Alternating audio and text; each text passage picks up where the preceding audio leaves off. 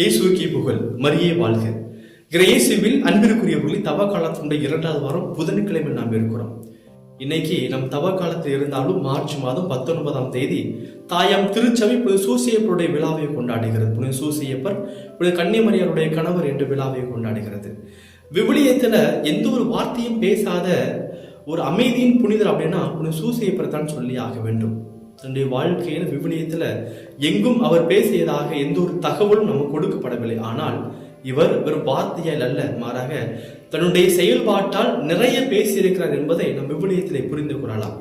அன்பிற்குரியவர்களே, இன்றைய சமூகமானது, இன்றைய கலாச்சாரமானது தான் அன்பு செய்யக்கூடிய ஒரு நபரை பார்த்து நான் உன்னை அன்பு செய்கிறேன், நான் உன்னை காதலிக்கிறேன், ஐ லவ் யூ என்ற வார்த்தைகளால் மாயாஜலம் காட்டிவிட்டு மறந்தும் மறைந்தும் போய்விடுகின்றார்கள். ஆனால் புனித சூசையப்பர் தன்னுடைய அன்பை ஒருவேளை அன்னை மரியாவை பார்த்து நான் காதலிக்கிறேன் என்று சொல்லாமல் இருந்திருக்கலாம், இயேசுவை பார்த்து நான் அன்பு செய்கிறேன் என்று சொல்லாமல் இருந்திருக்கலாம். ஆனால் கண்டிப்பாக தன்னுடைய செயல்பாட்டால் தான் வைத்திருந்த அன்பை, தன்னுடைய காதலை அன்னை மரியாவுக்கும் இயேசுவுக்கும் அவர் காட்டியிருக்கிறார்.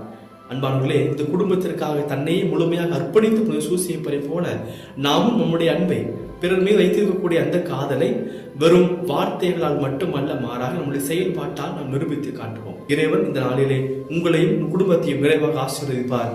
God bless you.